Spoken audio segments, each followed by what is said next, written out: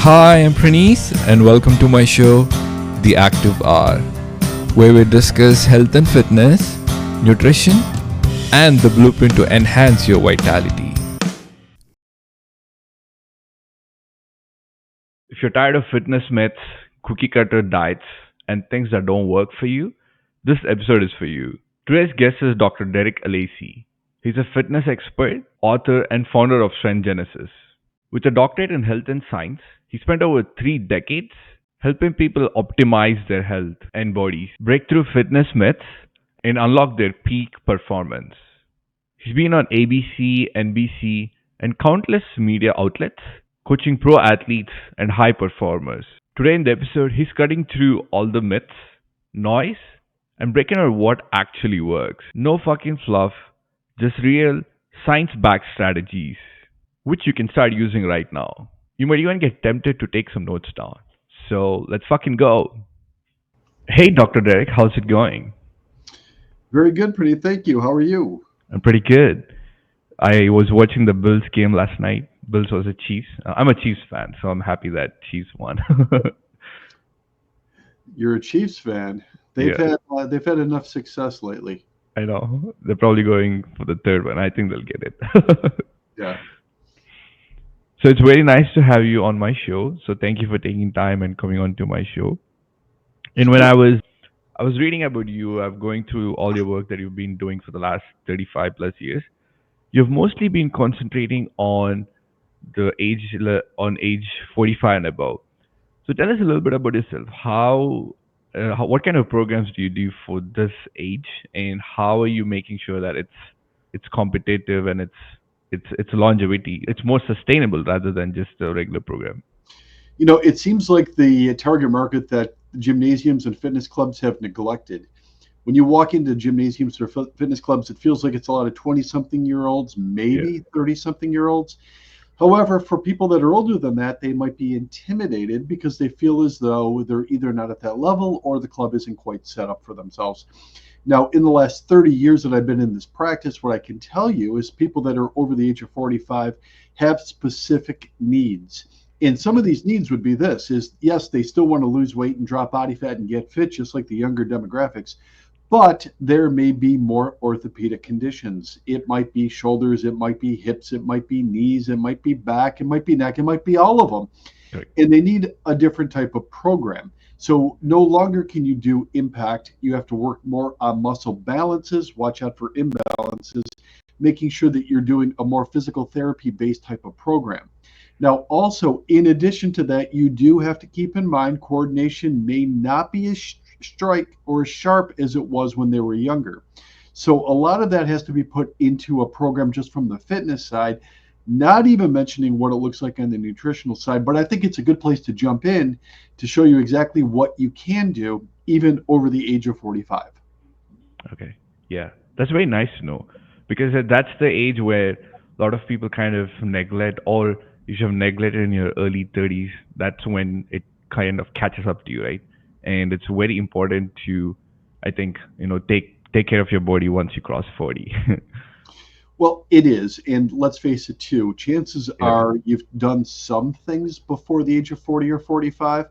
but maybe life got in the way. Maybe you're focused on your career. Maybe you're focused on family. Maybe you're focused just on yourself.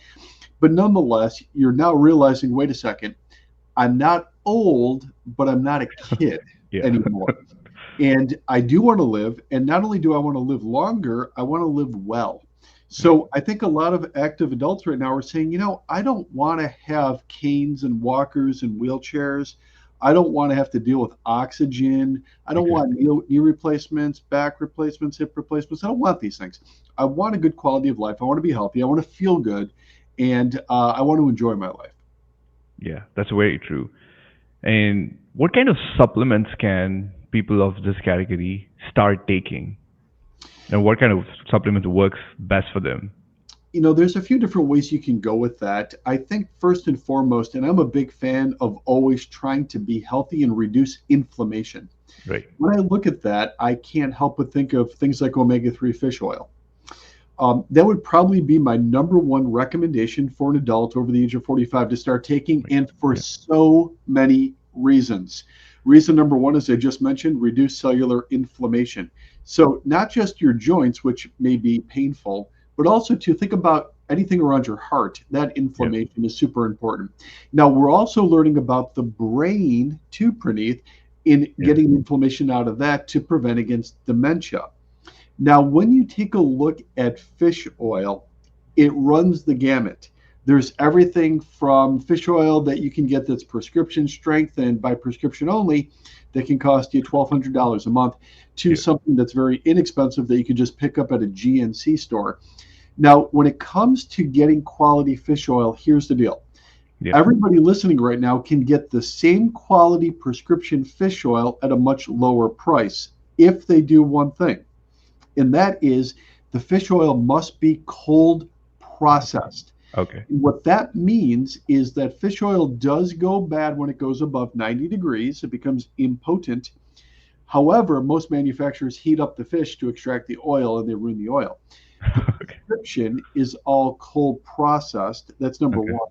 Number two is they have a higher profile of DHA than EPA, essential fatty acids. That's number two. DHA. Okay. However, the patent that GlaxoSmithKline put on Lavazza expired years ago. And one of the things that we do at Strength Genesis is we offer this pharmaceutical grade prescription equivalent at a fraction of the price that you could get on just getting the Lavazza from GlaxoSmithKline prescription strength. So that's about $1,200 a month to get that stuff, as opposed to Okay. spending about $50 to $60 a month. Makes all the difference in the world, and we're thrilled to be able to offer that. Yeah, that's very nice to know.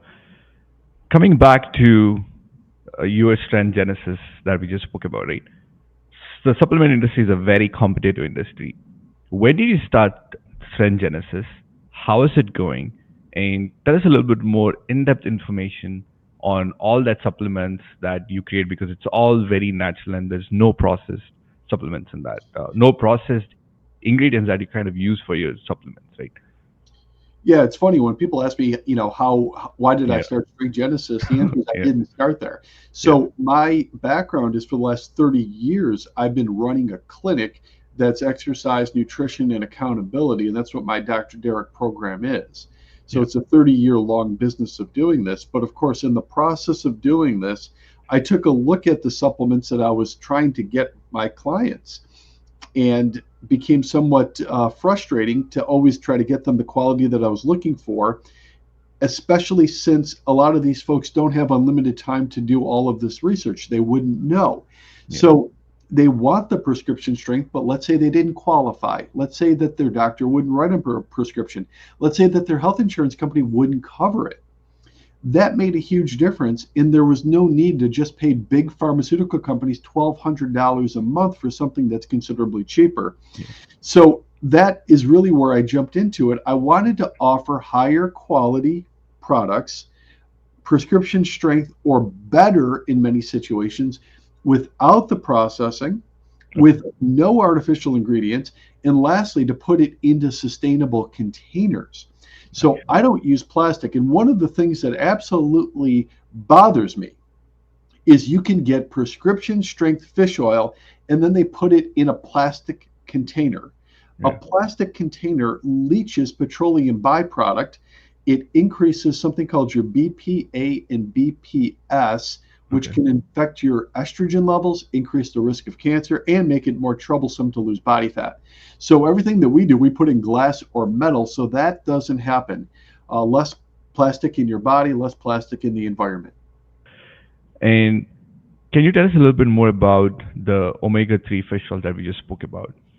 Why is it so important, and how is it more beneficial to us when we take a good cold processed omega-3 fish oil? Yeah, so when it comes to taking fish oil, the reason why you want to take it, your omega-3 and 9 fatty acids do a few things. The first thing, though, is they help your cells rebuild and repair. So we're all having cellular damage that happens from Okay. aging, that happens from our workouts, that happens from Yeah. our diet, that happens from our stress. That's natural. But of course, we want to be able to rebuild and repair. And the omega-3s and 9s do help do that. That's number one. Okay. Number two, though, and we talked about it before, cellular inflammation. We never want to promote inflammation in the human body. And there's many Right. things that will do that, such as a bad diet, more processed food, higher sugar and carb levels, increased stress, smoking, drinking, all of those Yeah. things will do it. I'm not saying that you could drink and smoke and have a terrible diet and just take this wonderful fish oil that Yeah. you want to have a lifestyle type of approach. Yeah. You know, the first rule in the hospital in triage is you got to stop the bleeding. So Yeah. stop the bleeding. You want to start eating better, cutting out the processed foods and sugars. You don't want to smoke, drink, all that, cut back on. But then in addition to it, you want to take these omega-3 fatty acids that are all cold processed Okay. and in the right ratio. Number three, when you do increase your fatty acids, a lot of good things happen. People will report that they're sleeping better. They'll report that they have less cravings, of course, when it comes to carbs or sugars. Okay. They'll have a better energy source because they're using these fats for energy as opposed to just using sugar for energy. So it'll lower blood pressure, it'll lower blood triglyceride levels, it'll help the skin, the hair, the nails, all of those things be healthier because you're taking in the good quality fish oils. Now, the question that I'm getting, though, oftentimes is, wait a second, our ancestors never took products like this, and they were able to live and evolve and so on and so forth. And that's true, but their food source was nowhere near ours. Okay. See, your ancestors were either fishing or hunting, and they were getting unprocessed wild game or fish. Yeah. It wasn't what most people consume on a regular basis. And keep in mind, that's all they were consuming. Yeah. So when you go back in terms of evolutions of nutrition, you really only had two choices. You could fish or hunt. Yeah. That's where it all started from, and that lasted the first 2.7 million years. So our food source is anything but that right now, especially in the United States, where it's such a high degree of a processed diet. That's why I think something like omega-3 that we offer at Strength Genesis is such an important thing to put into your diet. That's very true. And we spoke about unprocessed foods. We spoke about inflammation. How different is taking or eating omega-3 rich fatty fish like salmon and versus taking the supplements? Because a lot of times, like you mentioned, we don't know if the fish that's coming out is actually a wild caught or a fresh farm. So tell us a little bit more about a wild caught versus fresh farmed fish versus eating fish, and still why do you need the supplements? Yeah, so once again, my recommendation is that we do have higher quality sources of protein. Without question, wild caught fish, cage free eggs, grass fed beef, all of those are going to be better for many reasons. First and foremost, to answer your question, the protein quality or protein assimilation rate is higher. It is better. The amino acids will get into your bloodstream. It's more biological available and absorbable. Okay. Number two, though, is the quality of fatty acids from these animals is higher. So, as an example, any organism that eats its natural diet, whether it's fish or beef or pig or chicken or turkey, you name it, if it eats its natural diet, will have higher sources of omega-3 and 9 good fatty acids. Okay. Same with us as humans, by the way, too. If we eat a more natural diet, which we evolved from, our profile of fats in our body get better as well. So the same for the animals.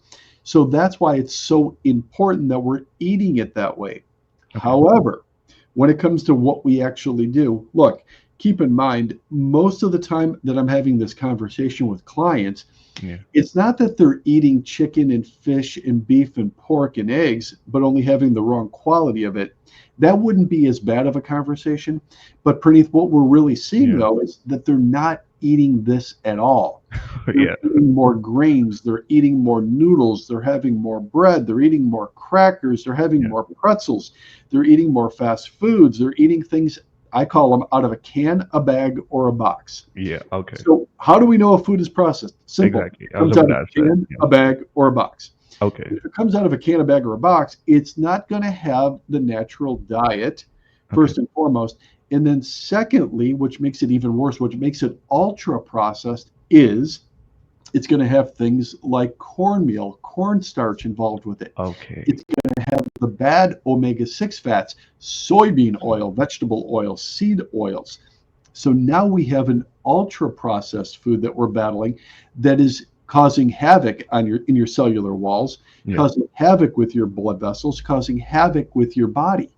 So that's why it is so important that we do take in a good quality omega fat. Now, if you did live in a remote location, let's say that you're listening right now and you're from Upper Canada, you're from Yeah. Alaska, and your diet is only a natural diet where you're hunting, you're fishing, you're getting all the highest quality sources of food, and you're not eating processed foods, there would be no need for a high quality supplement. You're getting it Okay. from your natural diet. But in order to do that in our modern cities and suburbs and towns and villages, we're simply not seeing that. Yeah, exactly. Oh, that's great information. Can you tell us a little bit more in that information about the oils?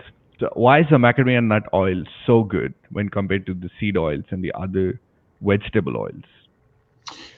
Pradeep, have you ever tried macadamia nut oil? No, I haven't. So, You haven't at all. Okay. yeah. So I'll tell you what, it tastes like you're having something that's buttery.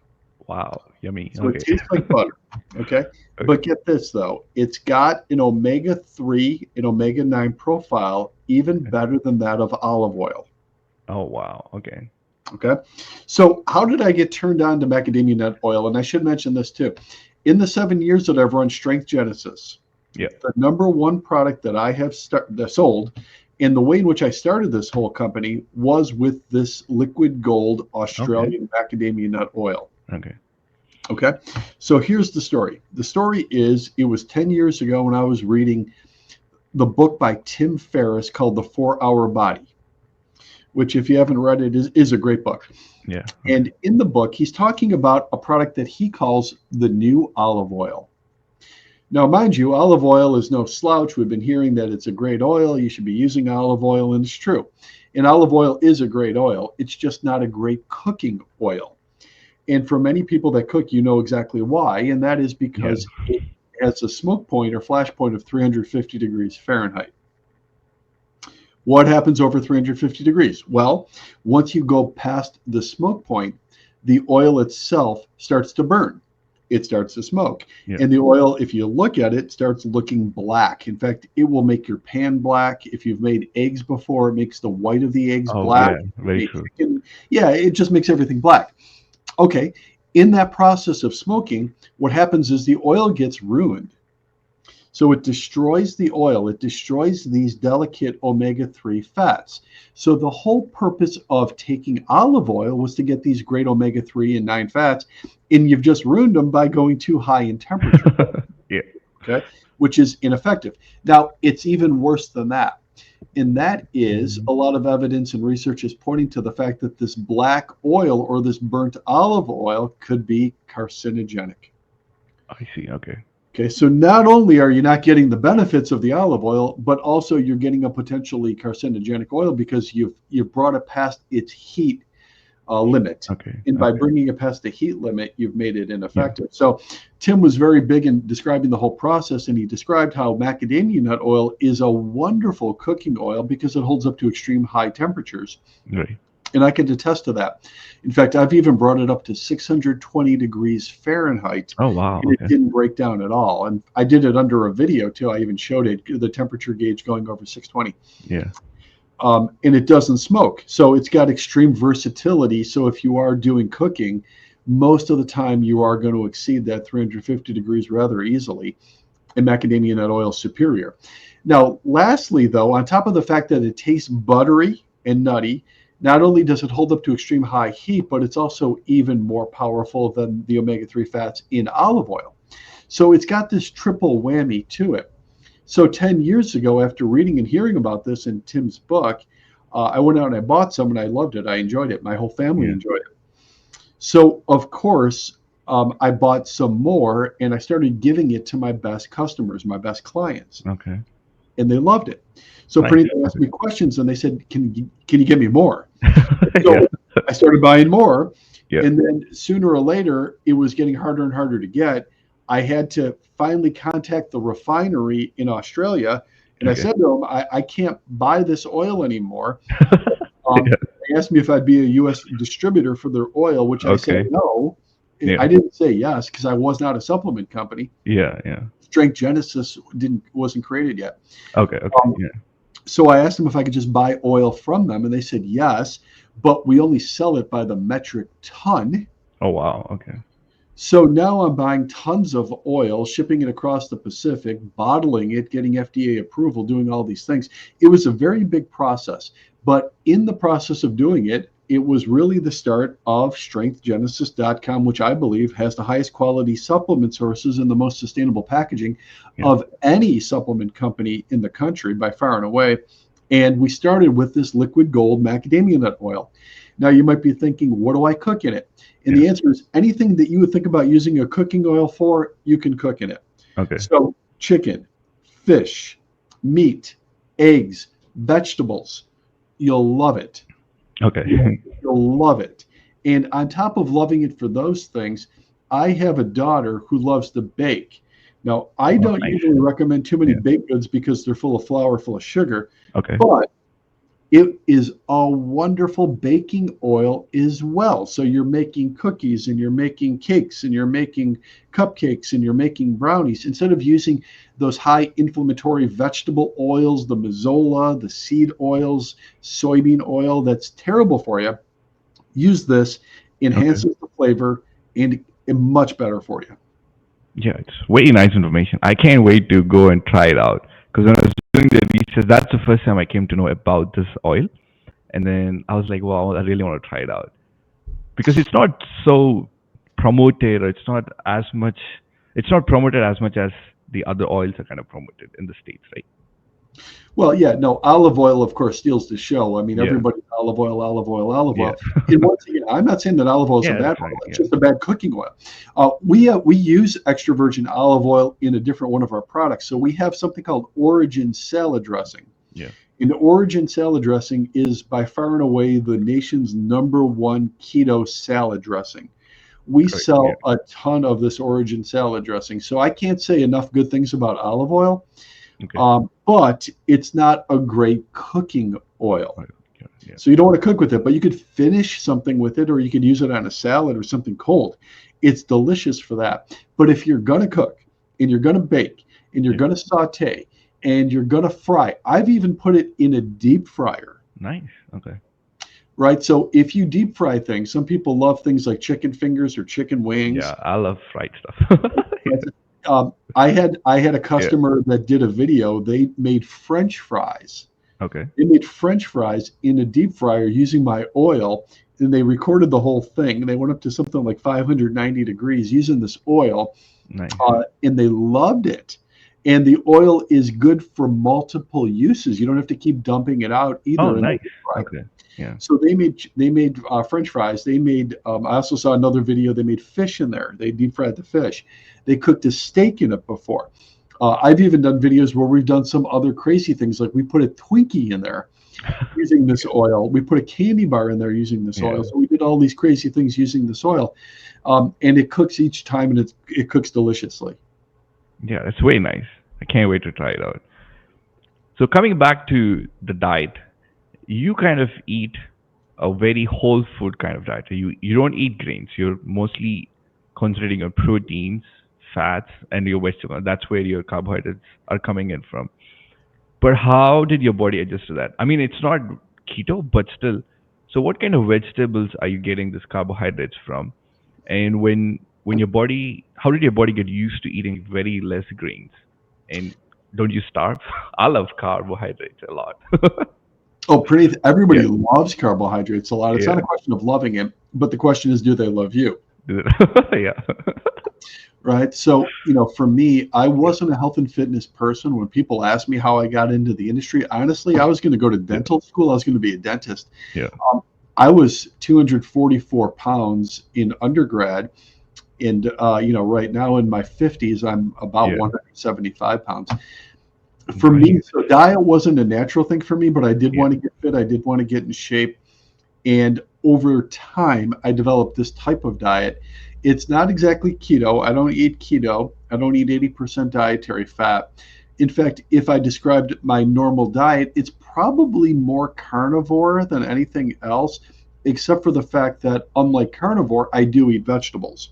Okay. So you asked me about vegetables, and I do eat vegetables, and I eat them all except for potatoes and corn, which Mm. really, at the end of the day, aren't even vegetables at all. Yeah. So I do eat a wide range of vegetables. Now, if you ask how does the body get used to it, Yeah. I'll put on my nutritionist hat because that's what my master's degree is in. Is I'm a nutritionist. Yeah. When it comes to getting used to it, when you feed your body sugar, your body will burn sugar for energy. It's the quickest, simplest, fastest, easiest, we call it dumbest energy that your body could ever use. Yeah.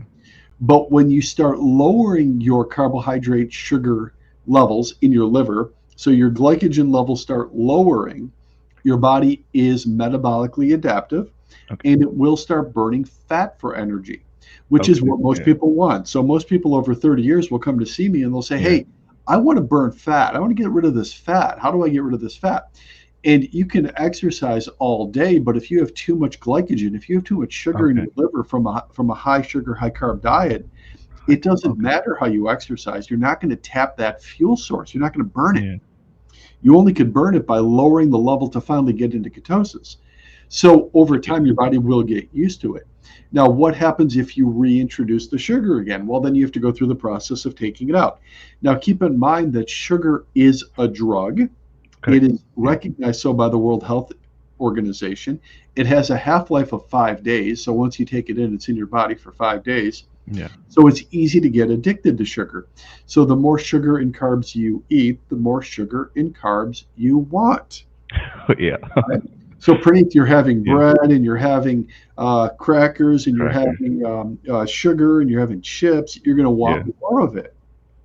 Now, if you stop having so much of it, you'll Yeah. start craving less of it, which essentially is what we want to do, and your body will get used to that rather quickly. Good. So once again, this is a game that's played at a lot of different levels, but if you want to drop fat, if you want to lower inflammation, if you want to feel great, if you want a stable energy source, start getting the sugar out of your liver. Yeah. Do that by eating more proteins and vegetables. Gotcha. Yeah. This is such good information because a lot of times we don't actually check our glucose spike, right? Can you tell us a little bit about how we can check the glucose spike and how we can educate ourselves? Because a lot of times, even me, I don't know how to check my glucose levels, but I love to eat, But like I said, like the balanced nutrition. But I would love to know how I can check my glucose. A few different ways to do it. Yeah. The good old fashioned way is you would take something called a glucometer and you'd measure your blood sugar. Yeah. So here I'm holding up my phone, and a glucometer is about the size of a phone. So people do what's called finger sticks. They get a little lancet, they get a droplet of blood, they touch it up against their glucometer, it reads it, and next thing you know, it tells you what your blood sugar is. So that's been the gold standard for the last 40 to 50 years or so. And even personally, I would measure my blood sugar for years. I did this. I would measure it first thing in the morning. I'd measure it in between my meals, and then I would measure it before I went to bed. So I was doing it five Okay. times a day, Nice. and I did that for a decade easily, right? And I So, what kept are the benefits of it? of learning where your blood sugar is and what foods could potentially be Okay. causing a spike and a dip. But here's the thing: it's all based upon timing. So if you don't time the right food properly, you miss the spike or the dip. Okay. It Yeah. becomes kind of a guessing game. In protein and fats and carbs and many different types of glycemic index carbs are going to give you different time frames. So it's really hard. It's challenging to try to see what the spike is. Nowadays, you see people wearing these little discs on their arms Yeah. or on their torso called CGMs. CGMs. A Okay. CGM is a continuous glucose monitor, and it records every minute of the day. So you don't have to worry so much about timing. You can Okay. see the time, you can see the spike or the dip after the fact because it gets Bluetooth to your device, and you can see if you went up or you went down. You can go back and you can check your history. So it became a lot more accurate. It became less cumbersome, Okay. more convenient. It does have some drawbacks. Number one, for some people, it's uncomfortable. They don't like having this thing embedded in their body because you do have to implant it for 2 weeks at a time. Yeah. Number two is not everybody qualifies for it, so you do need a prescription, and chances are, if you're a health conscious person, you may not qualify for it, where a diabetic would qualify for it. Okay. But nowadays, there's different companies that do offer it to people that are non-diabetic, non-heart patient, so that you're able to get it, but your health insurance still might not cover it. So you do have to pay it out of pocket, which could be a couple Yeah. $100 per month. Pretty expensive. Yeah. Right. So there is some upkeep to it. There is some inconvenience to it. There's some cost to it, but it's a really good way to see what's happening with the high and the low. Now, some other folks go right to the ketones. They don't even worry about blood sugar. They measure their ketones. There is one unit called Keto Mojo that measures both blood sugar and ketones. It's kind of cool. Yeah. There's other things that you can measure ketones with. There's some breathalyzer ones where you can breathe into it to see if you're burning fat, to see if you're in ketosis. For a long time, 50, 60 years, those test strips, the urine strips, have been available to see if you're in ketosis. These are all ways that you could check to see how much fat you're burning, if you are burning any fat, if you're not burning any fat, so you can get more feedback from everything along the way. Okay. Yeah. And you mentioned about the timings, right? Is there a specific macronutrient that we shouldn't eat at a specific time?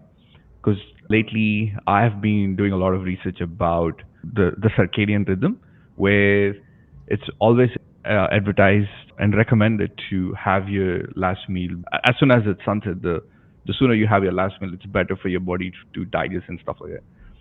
Lately, I mean, post COVID, I've been having a lot of late meals, and that kind of increased my gastric. And I'm like, I'm eating everything right. Why am I still getting the gastric burns? Then I realized it's the dinner that I'm eating very late dinner and just going to bed in 10, 15 minutes. So once I kind of fixed it, I feel a lot better. Pretty, no more eating Yeah. in bed. You cannot eat in Yeah. bed anymore. Yeah. Okay, you can't eat Yeah. in bed. So when it comes to, I'm going to give an example. Yeah. Let's say that I have an apple and I'm going to eat an apple. Yeah. So I think what you're asking me is, so I could eat an apple. Right. So an apple has a glycemic index of about 40, which means even if I don't have a monitor on, my blood sugar will go up about 40 points if I eat this apple. Okay. But will it change it if I do different things or at different times? So I'll give an example. Yeah. Now I'm going to eat the apple, but just before I had the apple, I had macadamia nut oil. Okay. I had a fat, or I had our Origin keto salad dressing, or Okay. I had a fatty fish. I would slow down that spike just by having a fat before the apple. It wouldn't go as high, it wouldn't go as Okay. low. Now, also, what would happen if I just had that apple right after a workout? Well, the answer is my body would utilize some of it as well. It would get reabsorbed quicker, and I either would see a quicker spike or I would see Okay. less of a long tail to the spike, Okay. less insulin being utilized or needed. Okay, what if I had a bigger apple? What if I had a smaller apple? Exactly. What if I weighed more? What if I weighed less? What if I was more active? What if I was less active? So there's all of these different factors that go into what our blood sugar might do. And that's why the glycemic index, which I love the fact that it was invented because it's a cheat sheet for people that don't measure their blood sugar, but it is limited because it's not giving you actual numbers, just it's giving you approximate changes, where wearing a CGM will give you much more definitive numbers. Gotcha. Okay. Now, also, when you talk about bedtime in fasting before bedtime and better sleep, Yeah. without question, the body will sleep better if it doesn't have food in the proximity of bedtime. Okay. Yeah. So if we're in a semi-fasted state before bedtime, we won't have an insulin increase because we didn't eat anything. And if Yeah. we don't have an insulin increase, our core temperature will stay lower. Okay. And if our core temperature stays lower, we'll maintain more deep sleep. So Understood. deep Yeah. sleep and the growth hormone release in the rebuilding and repairing of the entire body happens better if we're in a semi-fasted state. So one of the key things that I read a long time ago when it came to sleep and nutrition is your body will always prioritize sleep if you're not completely full and satisfied, because what it is trying to do It's trying to make you stronger so you could hunt and fish in the morning. Okay, gotcha. So I'll say that again. Our ancestors, Yeah, Praneeth, yeah, lived centuries ago and yeah, eons ago. They didn't have the luxury of eating nonstop like we do. yeah. Many of them would go days without eating. Eating, yeah. And every time they went without eating, their sleep would improve because the body Mm, releases more growth hormone yeah, so that's that nice to in know. the morning they're more capable and ready to fish and hunt. So they're stronger. Now, we, especially in the United States, are on the opposite side. Yeah, Overeating, we are yeah, stuffing our face, sometimes even to the point of the time that we go to bed. yeah. And then we wonder why our sleep isn't as good Yes, because the body doesn't prioritize it at that moment. You're mm, already oversatisfied. You don't have to necessarily wake up in the morning and fish and hunt and be as strong. Remember, this is all evolutionary. yeah, yeah, Now, your body, you might say, but my body doesn't understand. I have a big business meeting in the morning or I have to be yeah, productive at work. Look, 2.7 million years of human evolution. Your body isn't thinking about your big Zoom meeting in the morning. yeah. It's just not doing that. Gotcha.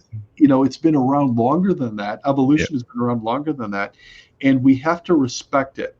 Lastly, when it comes to eating foods, protein and fats have been around forever. Once again, every person, if you go back far enough, can only fish and hunt. correct. Yeah, Agriculture, so crops, came on the scene 10 to 12,000 years ago.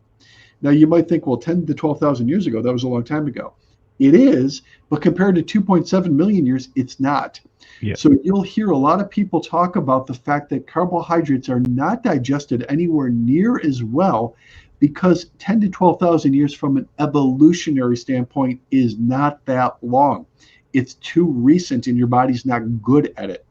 So, yes, we are all gluten intolerant, every single one of yeah. us, some worse than others. None of us should be having gluten. That doesn't mean you should be eating gluten-free products. It means you should be eating proteins and vegetables, Exactly. Yeah, right? Do that, sleep improves, drop body fat, energy is wonderful. All of those things in your body becomes healthier and leaner and more fit. that's very true. And coming back to the spike, right? One of the benefits is good sleep, and I'll come back to that. But what happens during the day? Let's say I have a huge glucose spike in the day, and my whole spike is up and down. So what's going to happen? Educate us about that. Have you ever experienced it yourself? Yeah, I did. There's so many times I have this energy up, and I'm like yawning all day. And most of the people also want to know why are they so sleepy throughout the day. Someone sleeps even 8, 9 hours, and I personally, so many times when I sleep 8, 8.5, 9 hours, I'm still yawning throughout the day. I'm like, I want to know why I had a good sleep. I'm still fucking yawning all day. You know? Yeah, so when it comes to sleep, I think there's many different Yeah, factors, and same with energy too. yeah, I think kind of what you're mentioning and what you're getting at is when your glucose goes way up, yeah. your body will produce insulin during the Okay. day. So let's say for lunch, I have a sandwich, Yeah, I have some chips, I have some fruit, I have some juice, I have a yeah. smoothie. I have a lot of carbs, I have a lot of sugar. So I produce all this, my blood sugar goes way up, so I produce Yeah. insulin to get it back down again. And when insulin goes down, we start crashing, and crashing has a lot of different signs. So some of the Okay. signs that a person will get is some people will crave more carbs. Okay. Some people will get very agitated. They'll get very cranky and crabby. Okay. Some people will get very lethargic and tired. Okay. Yeah. Classic sign. So next thing you know, I had lunch. It was a good lunch. Now it's 2, 3 o'clock, and I'm tired. Yeah. So Okay. that's a big problem with it. Now, also, though, if we go back to our previous conversation, let's say that I'm doing that before bed. Yeah. My sleep isn't going to be as good. I Yeah. don't get as much deep sleep. Yeah. Yeah. Okay. So your total time in bed, Praneeth, your 8, 9 hours a night or so, might not mean much deep sleep if you're not holding your deep sleep because your insulin's too high. Okay. So now when we start isolating deep sleep, we could clearly see that sometimes it's being neglected. So if you have a Fitbit or an Apple Watch, and you're Yeah. looking at your different sleep, light sleep, deep sleep, REM sleep. And some of the devices put deep sleep and REM sleep together. I do when I do my calculations. Yeah. I'm looking at least 50% deep sleep to light sleep.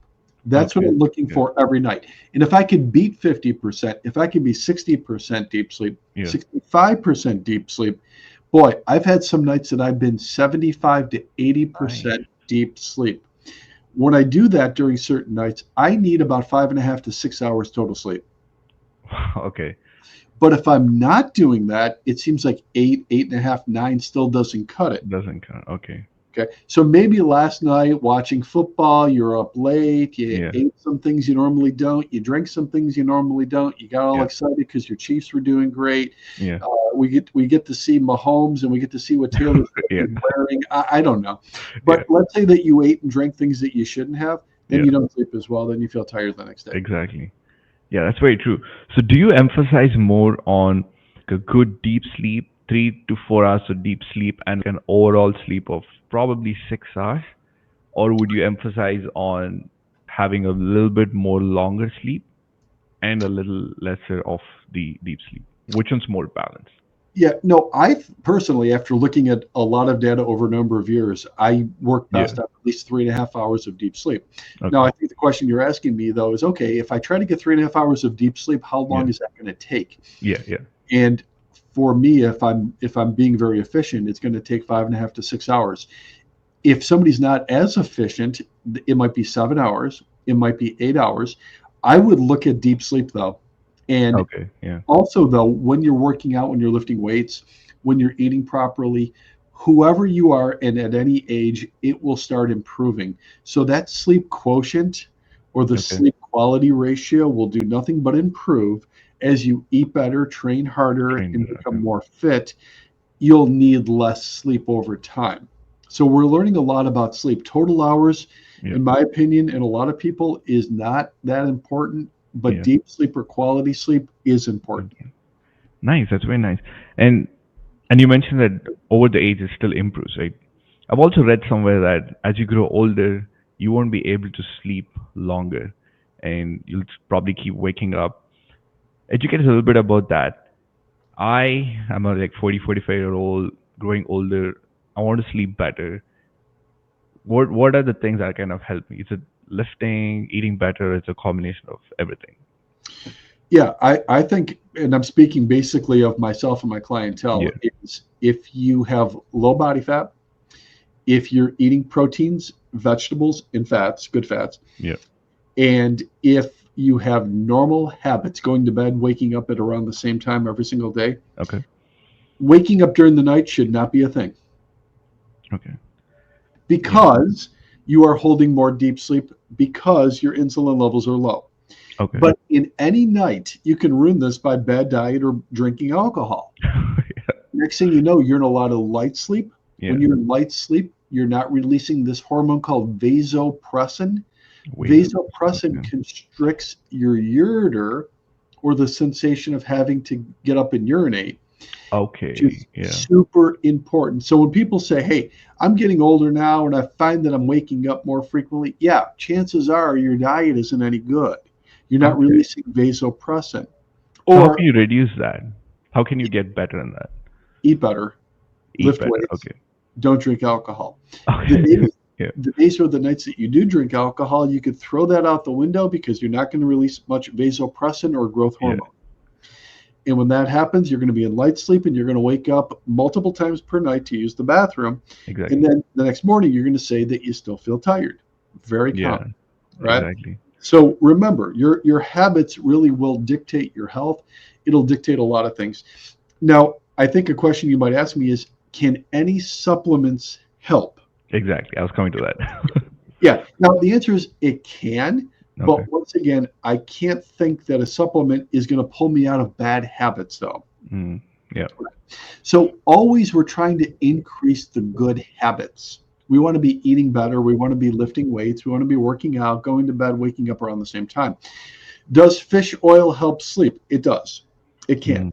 Mm. Okay. Um, do any other products help sleep? They can. You've heard a lot about different types of mushrooms now being used before bedtime. Can Okay. those help or promote deep sleep? They can. Can apple cider vinegar or something like that help promote deep sleep? It can. There Hmm. are a lot of different studies that it can. Heck, even taking protein powder before you go to bed can help rebuild and repair and help deep sleep. I would start by changing your habits, making sure that you're doing your regular strength training, cut Okay. out carbs, cut out sugars, cut back on alcohols, take fish oil at night before you go to bed. Your sleep will improve. Okay. That's a lot of information. Let's talk a little bit more about alcohol. I was doing everything right in terms, as in, I was lifting weights, doing a lot of cardio. I still do cardio 7 days a week. Lifting weights, eating good food, but only few things I wasn't doing right was eating just before bedtime, and then I used to have alcohol. When I was right after college, I was probably doing it 3 or 4 times a week, and eventually moved it to just a weekend. And then I eventually, once I stopped it, like I don't drink alcohol anymore. And then I just saw so much of a difference in my body. And then once I moved my dinner way ahead of my bedtime, now I can see a lot of changes in my body. I'm not talking about just physical, but then it's just that mental clarity and things. I was like, oh my God, just two things that I did differently changed so much. Obviously, including all the other things I've been doing. But I realized how much alcohol can make changes to your skin, to your my heartburns, and everything. So, Yeah, no doubt about it. In fact, it's funny that you say heartburn because yeah, if I have almost any quantity of alcohol, yeah, the first thing that happens to me is acid reflux. I feel that heartburn.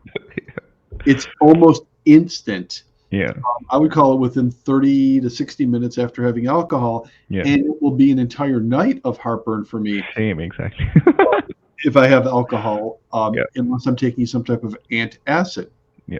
So remember what the alcohol is doing, it's giving you a lot of inflammation.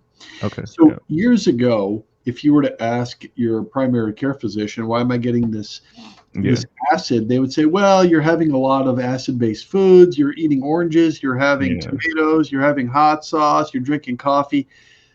It has nothing to do with that. Okay, None to do with it whatsoever. It has nothing to do with that stuff. You're having carbs, you're causing inflammation. Look, you're going to get it easily from alcohol, but don't think that for 1 minute you're not going to get that acid reflux from eating pizza because that bread and that dough and that yeah, flour is going to crush you. yeah, You'll get it from pasta, you'll get it from rice, you'll get it from crackers, you'll get it from sweets, you'll get it from juice. yeah. It has nothing to do with your hot sauce or your coffee. Get that out of your mind. Okay, There's yeah, nothing to do with it. It is your diet. You're taking in way too many carbs, causing inflammation, and your body's talking to you. Your true. body's saying, I'm giving you all of this inflammation. You're feeling it in the form of acid reflux or acid production, heartburn. It could be other things, though, too. It could be inflammation around your joints. It could be inflammation around your vessels in your heart. It could be inflammation around the vessels in your head. Your body is talking to you. Take a second and listen to it because it is the Yeah, food that you're eating. very true. And yeah, that's what my body told me. It's like, dude, I just can't do it anymore. So I'm like, okay, I'm gonna listen to you. Yes. And coming back to you, what do you do when like very hungry? Let's say I know you probably don't crave for carbohydrates anymore. Let's say you want to eat a nice fried rice or like a nice pizza. I know you do it occasionally, but how did you train your body to just get over those cravings? So growing up, I have relatives on both sides of my family. My grandparents are from Italy on both sides of the family. Okay. So I grew up having more than my fair share of pasta and pizza and bread and Okay. sweets, Italian delicacies. And also, I had a terrible weight problem, and that's why I weighed so much and I was going to be a dentist. Okay. Yeah. So for me, I didn't know this at first. When I first started getting in better shape, it was really for two things. I started lifting weights Yeah. and I just got rid of processed foods. I didn't eat anything out of a bag or out of a box. Nice. Okay. Yeah. It was my rule. But I still did eat different things like bread, like rice, like pasta. Now, when I was younger, I could get away with a little bit more, but when I started getting into my 30s, I couldn't. Mhm. I had to start Yeah. cutting back on the pasta and the rice and the oatmeal and things like that. Okay. When I got into my 40s, I had to cut back even more. When I got into my 50s, I had to cut back even more. So now, if you're holding more body fat than you want to, you do have to look at some of the things like the fried rice, like the Okay. pizza Yeah. crust. I would do it extremely sparingly because your body still doesn't want it in its system. And as Yeah. soon as you get rid of it, you will drop more fat, get rid of more inflammation. Gotcha. Yeah. And in one of your books, The Bermuda Triangle Diet, you discuss the common pitfalls in dieting, right? Tell us a little bit more about that book and all the other books I've written. And out of all the books that you have written, what's your favorite? My favorite is probably Bermuda Triangle Diet because I try to Okay. take a humorous type of approach to the whole Okay. Yeah. thing. And when it comes to what most people over the age of 45 think of when it comes to dieting is they think of Yeah. calorie deprivation. Okay. They're Yeah. trying to lower their calorie count. Maybe they did Weight Watchers. Maybe they did some points, some calorie counting, some ultra low calorie type of diet. Yeah. It's not about the quantity of calories. It's about the selection or quality of calories. Exactly. Yeah. Don't think for one instance 1,000 calories of eating grains and pasta and bread and Oh, pizza and sugar yeah. is the same as 1,000 calories of chicken and fish and meat and eggs. Yeah. It's not even close. Yeah. Exactly. It won't do the same thing in your body. So our ancestors would eat anywhere between 5 to 11,000 calories per day. 11,000. Okay. Yeah. But a couple things. Number one Yeah. is they would only eat once every X amount of days because you had Yeah. to fish or hunt for it. There was no Exactly. refrigeration. Number two is they only had two choices once again. They could fish Yeah. or hunt. Hunt. Yeah. Exactly. They weren't having fried rice. They Yeah. weren't having fast foods. They weren't having takeout taxis and Instacarts. They didn't have these things. They had whole foods. No other choice. Yeah. So the calorie whole thing, in my opinion, was a misunderstanding. Now, mind you, I got a degree in nutrition 32 years Yeah. ago in which calorie counting was at an all-time high. We kept trying to lower the calorie, lower the calorie, lower the calorie, but we were doing it because we were lowering fat. Oh, cut fat, Hmm. you'll lose more calories. True, Yeah. because fat has more calories per gram than proteins or carbs. True. Yeah. But we're cutting butter, we're cutting oil, we're cutting meat to lower the fat content. However, we're taking in fewer calories, but we're getting fatter. Yeah. Obesity is going up, diabetes is going up, heart disease is going up. So we saw a clear approach that when fat and calories go down, obesity, diabetes, heart disease go up, Up. which was the opposite of the intended effect. We Yeah. didn't know what we know now, and that is it's not the calories, it's not the fat, it's the food selection. You're having too many damn carbs, is really what it comes down to. Okay. Yeah. That's very true. And I think this is what you kind of preach in your program, the Live It Fit. That kind of goes in with the books that you've written, right? Yeah, so once again, I'm all about making it sustainable so that you're Yeah. not constantly trying to do something by yo-yoing the rest of your life. When people come to see me, they don't want to lose weight, gain it back next year, lose weight, gain it back next year. Yeah. They want to get down to the right health, the right size, the right fitness, the right shape, and stay there. Praneeth, it's no Yeah. different than trying to improve your grades in school. Exactly. If I'm failing in school and I go to my teacher and say, hey, I want to be an A student, the teacher would say, okay, it's going to take some time. As long as you do the right classwork, homework, and we constantly do evaluations and you try to improve, your grades are going to improve. Now, I don't say to my teacher, I want to get an A, then go back to an F, then go to an A, Yeah. then go back to an F, which is exactly what most people do when it comes to their health and fitness. Yeah. I see it constantly. They lose, they gain, they lose, they gain. It's a frustrating, terrible, unhealthy way to go about your life. Let's get to a good grade and stay at a good grade so we're going to keep the habits current. Also, a lot of people misunderstand fitness. They think once I get to a certain level, I could cut back a little bit and I could maintain. Does that work in school? Can No, you you get can't. yourself to Yeah. an A grade and say, now that I have an A, I'm going to step back a little bit. I'm not going Yeah. to study as much. I'm not going to go to class as much. I'm not going to do my assignments. I'm going to cut back a little bit. Yeah. Well, your grade will suffer. It's the same thing. Don't think for a second you can do all of these wonderful things, cut back, and still get wonderful grades. It's not going to happen. So you have to stay current with it. Stay with the right habits to make sure that you get the right grades. Yeah. And that's the hardest part, right? Once you get to a certain level, maintaining it and having that consistency. How can one maintain and have that consistency? It's very easy to just lose off track. It'll be like, yeah, it's fine. I'll come back later. They will do that in the beginning, in which they'll be disappointed. So most people that were out of shape, that struggle to get in shape, Yeah. the unfortunate news I have is that most of you are going to gain it back. Yeah. That's the bad news. You have to go through enough experiences of dealing with it to get better at handling it.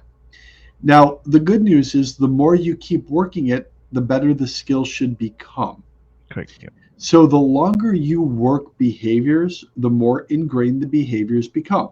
So even if it took you 3 months, 6 months, 12 months to get in shape, it's going to take much longer of doing the right things to make sure that you maintain that shape. Shape. Yeah. Very true. Okay? So we want the right habits. Number two, though, is most people that get in better shape, and this is super important, Yeah. they have a goal and they'll say, well, my goal is to lose 20 pounds, 30 pounds, 40 pounds, 50 pounds more. And that's what I'm identifying with. So I'm identifying myself as Derek, Okay. who was heavy, who is doing a fitness program, who is doing a diet program. That won't last until I start identifying myself as Derek, who is a health and fitness person who always does the right habits. That's so nice. Yeah. Right? So now, same thing in school. I can't think myself as I'm a bad student Yeah. that's just cramming for a good grade on a test. That might get me one good grade, but it won't give me lasting grades. I have to think of myself as no, no, no, no. I'm not a bad student cramming anymore. I'm doing the things that a good student would do because I'm a good student internally. I'm a good student. What does a good student do? A good student doesn't miss class. A good student doesn't miss workouts. A good student is eating properly, even if there's temptation around them. A good student doesn't stop eating while they're studying because they're on vacation or because of this or that. They always do the right thing. And as you identify yourself as that, it's easier to maintain the behaviors that you're talking about. So now it's not hard anymore. It's become easier because this is what a good student does, Yeah. That's right? very inspiring. Yeah. So that's the key thing. So when I'm working with a client, whether it's our personal clients, whether I'm working with a customer at strengthgenesis.com, my whole hope is that tomorrow is even easier for you than today. I want tomorrow to be easier, and the way to make it easier is do the right habits today, and then tomorrow will be easier. Yeah, that's so inspiring. And I think whoever's watching it would definitely go and give it a shot at the strengthgenesis.com. Learn more about supplements that's there, the training program. So I'm going to put the show notes in the description of the podcast and the link. So I hope it's going to give some more information out of your website. So with thousands of TV interviews and the appearances that you've done, what was your favorite?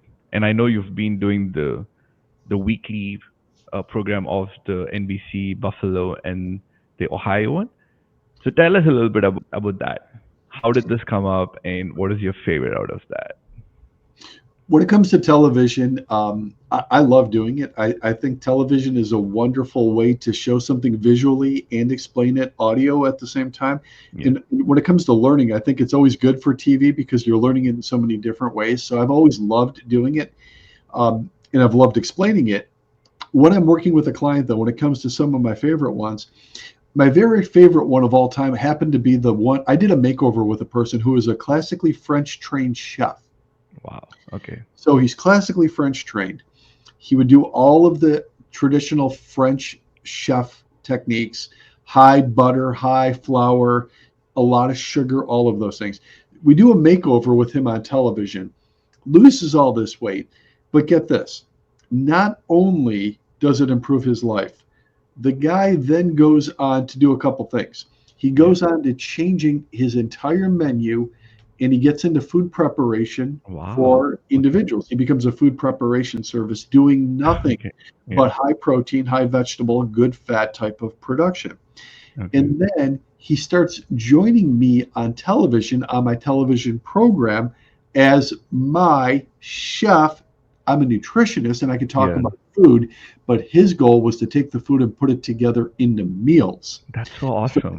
he's talking Yeah. about combining them into meals that people can make Yeah. that taste good and that they're going to eat, where I'm talking about raw ingredients. So we're now working with each other to improve, and that came from a makeover. So that's probably my favorite story.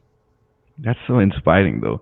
And also, you've done so many radio programs too, right? And it's all this is so inspiring. And there's so many YouTube videos of you training people, giving all that information out, and it's so nice of you to do it from many many years. It's been my career, it's been my passion.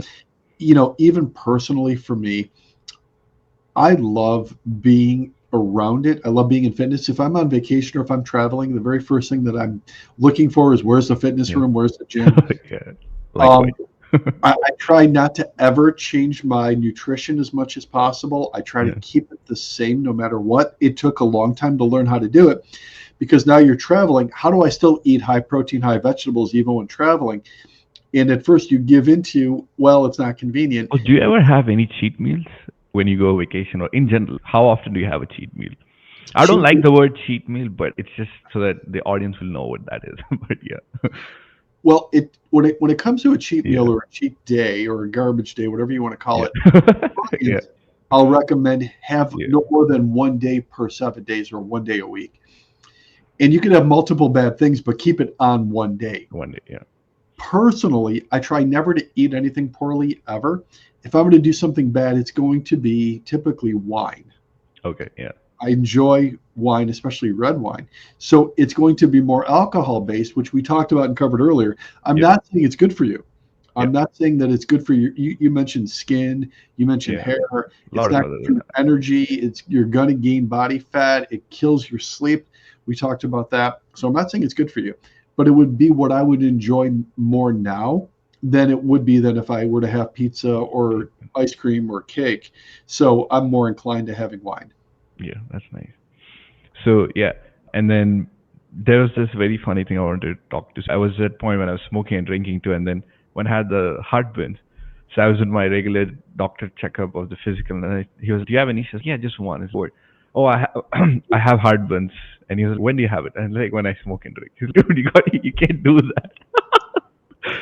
Tell me Yeah, something other than that. It's like, no, it's just that. And then I feel I just enjoy it. He's like, yeah, but you can't do it anymore. So yeah, that was an easy one for your doctor to answer. yeah, That exactly. wasn't that hard.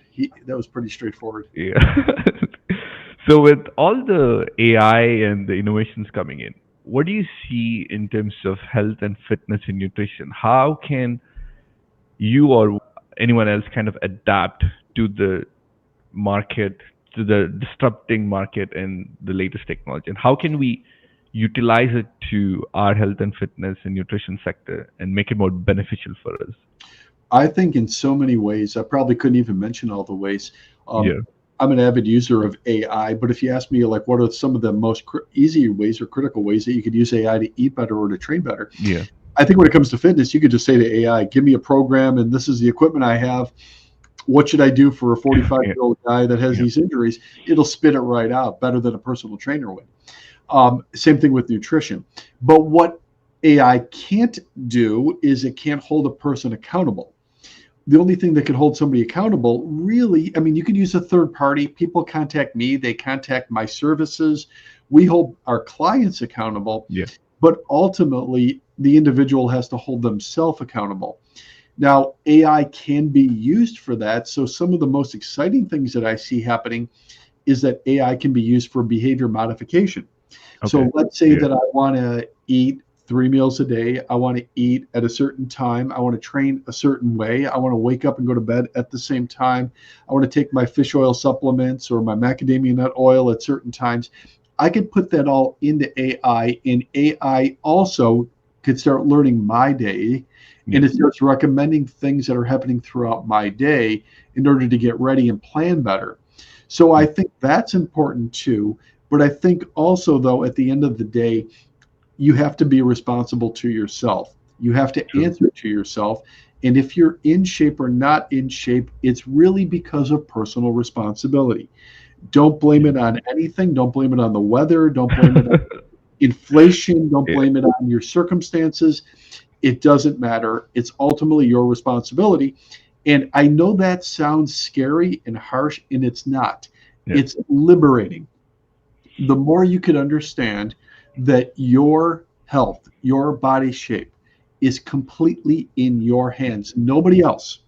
There is no one else that you need to accomplish this.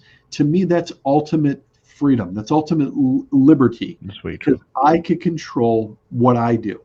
So, as I just mentioned, there's a lot of things I can't control. I can't control the weather. I can't control Yeah. politics. I can't control inflation. I can't control the economy. That I can't control. But I can control what I put in my mouth. And I'm not going to let anything get in the way of it. Yeah. And also, I think this would also be like a small education aspect to the parents, as in how to feed their kids. We spoke about how we shouldn't infuse sugar, we shouldn't infuse all the cornstarch and stuff like that. If you see the, I know the parents are so busy. I don't have kids yet, but the parents are so busy. They just give cereals to the kids or the fried food, the French fries and stuff like that. And it's also up to the parent to make sure they infuse what you mentioned balanced diet to the kids, which kind of help them with better brain health, better growing hormones too. Well, I can speak to that because I do Yeah. have three kids. I have three Yeah. kids. They're 16, Yeah. 14, and 12 years of age. Um, when a parent says, "Well, I'm so busy," it's Yeah. first and foremost, a parent must start with themselves. If you're not taking care of yourself, it's extremely difficult to be a good role model for your kids. Yeah. Exactly. Secondly, the whole "I'm busy" thing. Well, you have to ask yourself, what's your priority? Are your kids and yourself your priority, or are other things your priority, such as your Netflix, Yeah. your social Yeah. media? Um, we put a ton of things in the way as excuses. Once again, what is your priority? What are you trying to accomplish in your life? And if it's important to you, just like as a student in school, if my grades are important to me, I better Exactly. listen to what the teacher's saying. Now, I can argue with the teacher. I can tell the teacher, give me a good grade, but I'm not going to do the work. But it wouldn't be a useful conversation. Of course, I can't talk my way into a better grade. The same thing with our life, with our health. Argue all you want with society and that you don't have any time and you're too busy and you're too stressed. But ultimately, what's your priority? And if your priority is you and your kids and your family, you're Yeah. going to spend the time to do the right things. And that's a good thing. So speak to that first and you're going to have more success. Yeah. That's very true. So coming back to I'm going to give you a quick rapid fire questions. So you got to answer it within 1 second without thinking too much. Olive oil or the seed oil? Olive oil, Wild caught fish or farm raised fish? wild caught. What is that one supplement that you would carry with you to a desert that you're alone?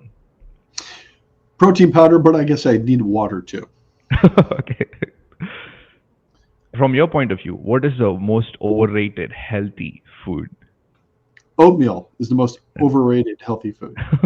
That's very nice. Intermittent fasting or small frequent meals? Intermittent fasting. Okay, that's very nice to know. You have PhD in exercise and nutrition, and you've set up this great platform where you've transformed thousands and thousands of lives, inspired thousands of people. So, what are your next goals from here? Well, two things. Number one is I'm going to continue that. I've been Yeah, doing it for 30 years and I'm very proud of it. And I don't plan on stopping anytime soon.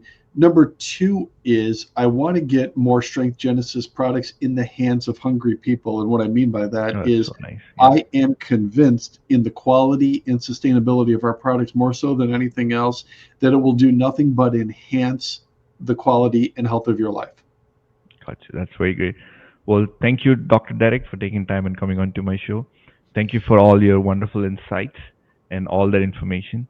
And I hope you continue inspiring and changing and transforming a lot of lives. Well, thank you, Pranitha. It was my pleasure. And thanks for having me on. Absolutely. Thank you. Hey, thanks for tuning in to the Active Hour podcast. We hope you loved the episode. If you did, please give us some love in the reviews. Guess what? No ChatGPT was used in the making of this episode. Until next time, bye. One second. I think your video is very light though. Is there a light? That there was a light in the other video, but now I see it's a little darker though. Yeah, you see it's coming a little darker. The when we did the other video, it was brighter. How about now? Oh, it became a little more darker though. Even darker? Yeah. Maybe I shouldn't shoot right into the. Oh, perfect. Now it's perfect. Yeah, yeah. I have a window behind me. Okay, now it's perfect. Yeah, okay. The macadam. Why is the macadamia? How do I say it? It's so good. Macadamia nut.